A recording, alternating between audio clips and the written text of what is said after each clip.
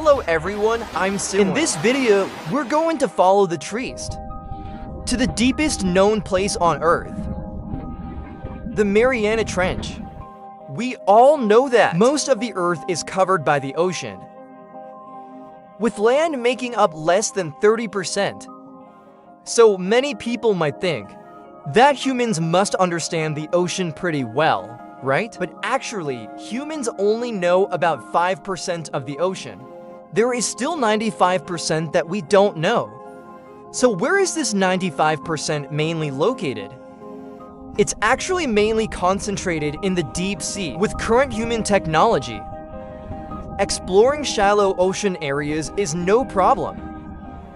But if you want to explore the deep sea, that becomes very difficult. For instance, we can make a comparison with space exploration. Take the moon, for example. Up to now, if we count Japan's lunar landing this year, there are 5 countries that have successfully soft landed on the moon, and there have been 12 astronauts who have successfully walked on the moon. But looking at ocean exploration, manned submersibles that have reached the deepest part of the Mariana Trench to date, there are only 4 in the whole world. So for humans, the ocean is actually just as mysterious as space. The Mariana Trench is located in the Western Pacific. Its 2,550 kilometers, with an average width of 70 kilometers. The deepest point is at its bottom, a depression called the Challenger Deep. The depth is approximately 11,034 meters below sea level. It could swallow the entire Mount Everest. It's pretty amazing. So with a place this deep, how did humans discover it? It was back in 1872. The British Royal Navy ship HMS Challenger was conducting a 3-year scientific expedition.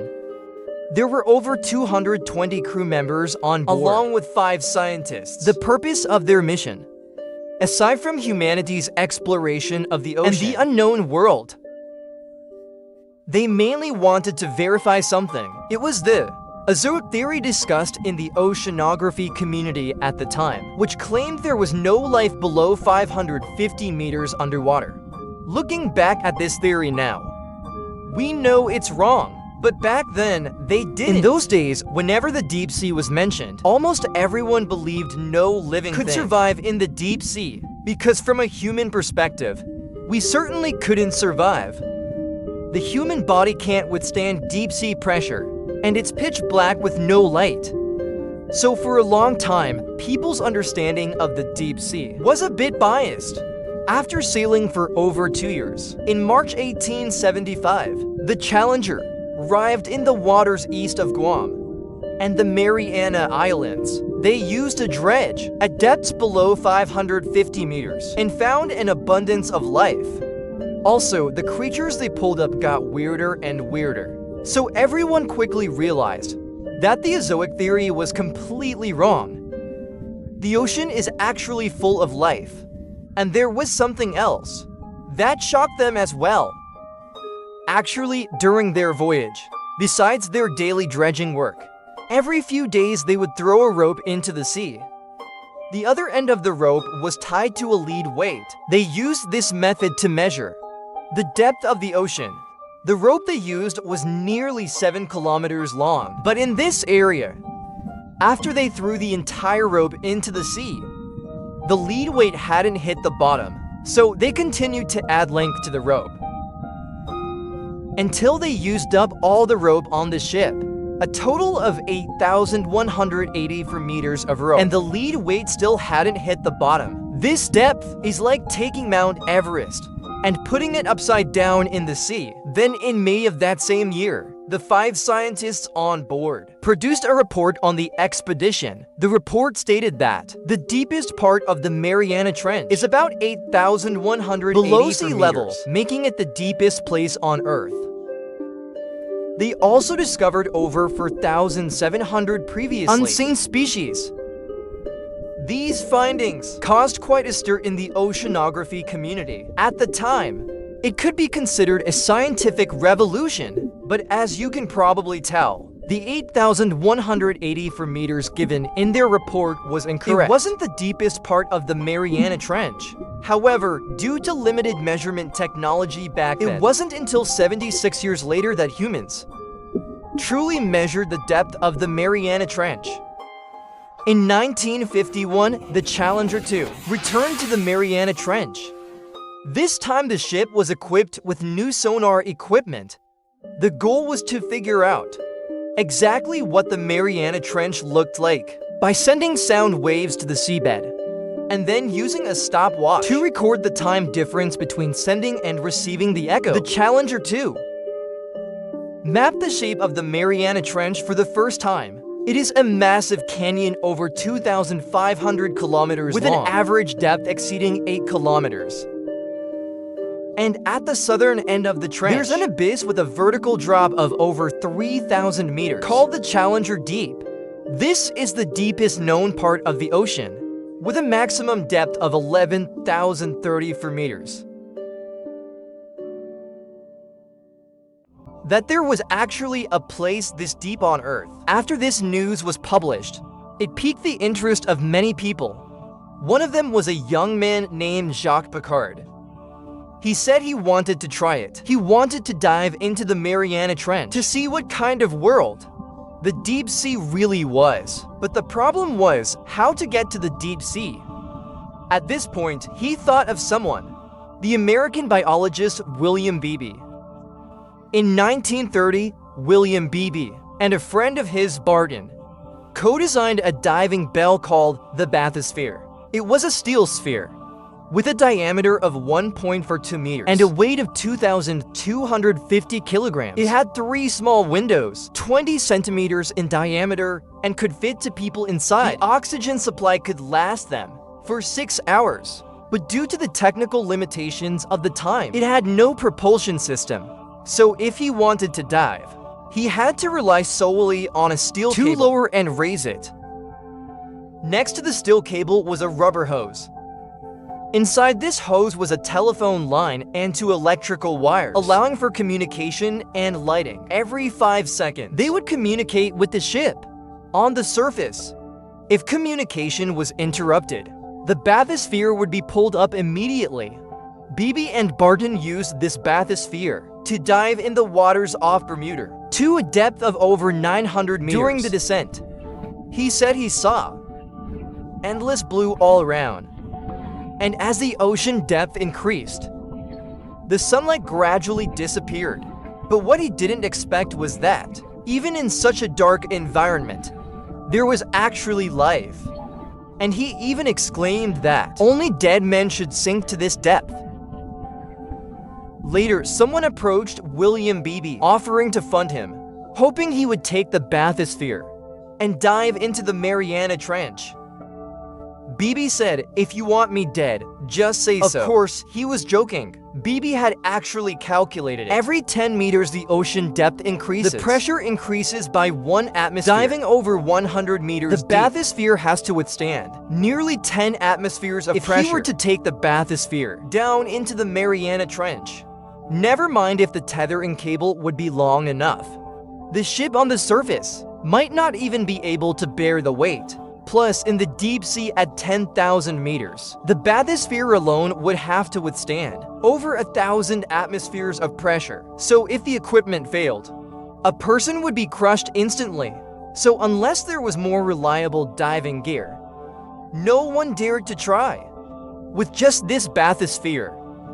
So Jacques Piccard told his father about his idea. He hoped his father could use Beebe's bathysphere concept to design a better submersible. His father was an exceptionally brilliant physicist that many of you might have heard of, named Auguste Piccard. Look at this photo. There are many great physicists here, including Einstein. The person on the far left in the back row is Auguste Piccard.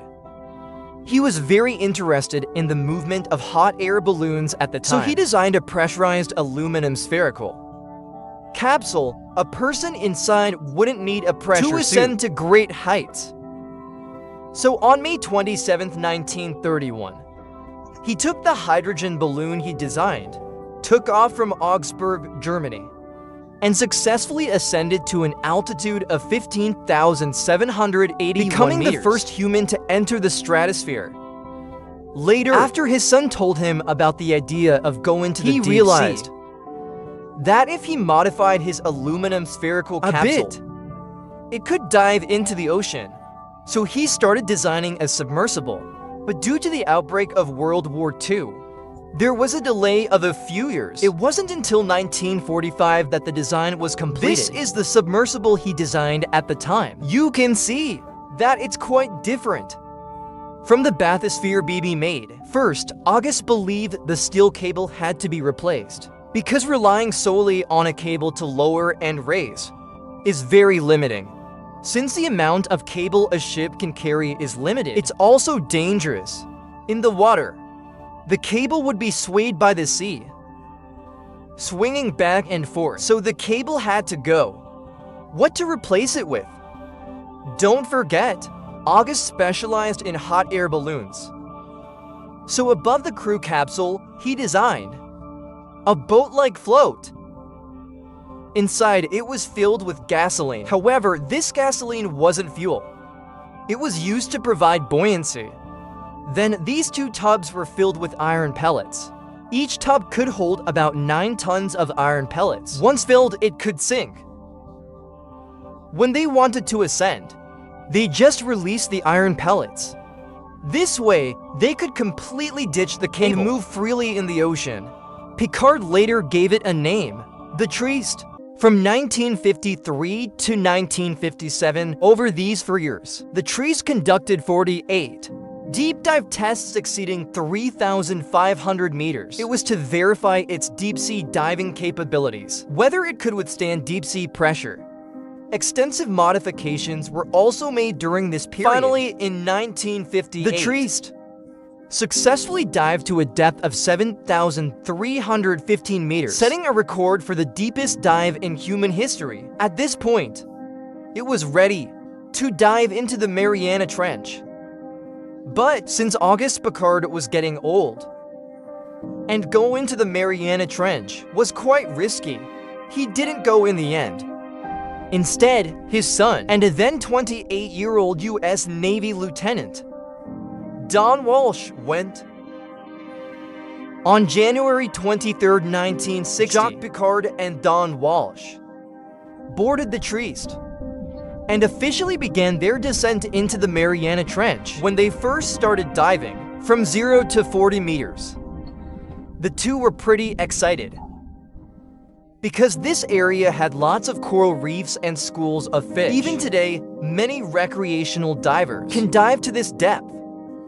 So at this depth, sitting in the cockpit, they were still quite relaxed. When they descended to 100 meters, the atmosphere started to feel off. First, the light got dimmer, and the surrounding blue became deeper.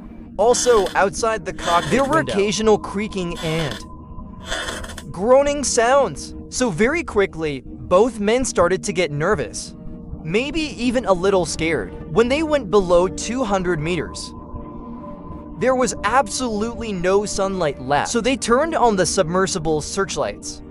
But in this environment, the searchlights could barely illuminate a range of less than 10 meters. They thought it should be pitch black, but suddenly they saw many small points of light. Then they looked closely and realized they were actually fish. But these fish looked terrifying, full of fangs, and they came with their own lights. So they immediately reported what they saw to the ship on the surface. When they descended to 1,000 meters, their communication became very unstable.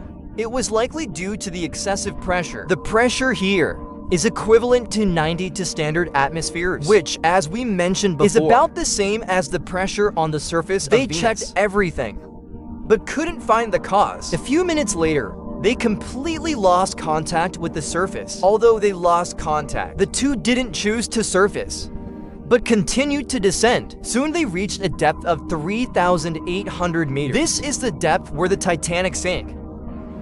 On April 15, 1912, This luxury liner claimed to be unsinkable. Sank after hitting an iceberg while crossing the Atlantic. Out of over 2,000 people, more than 1,500 died in this disaster. When they descended past 9,000 meters, they heard the sound of cracking glass. The glass in front of their cockpit had cracked. At this point, Don Walsh thought, maybe we should go up. It was too dangerous to keep going down.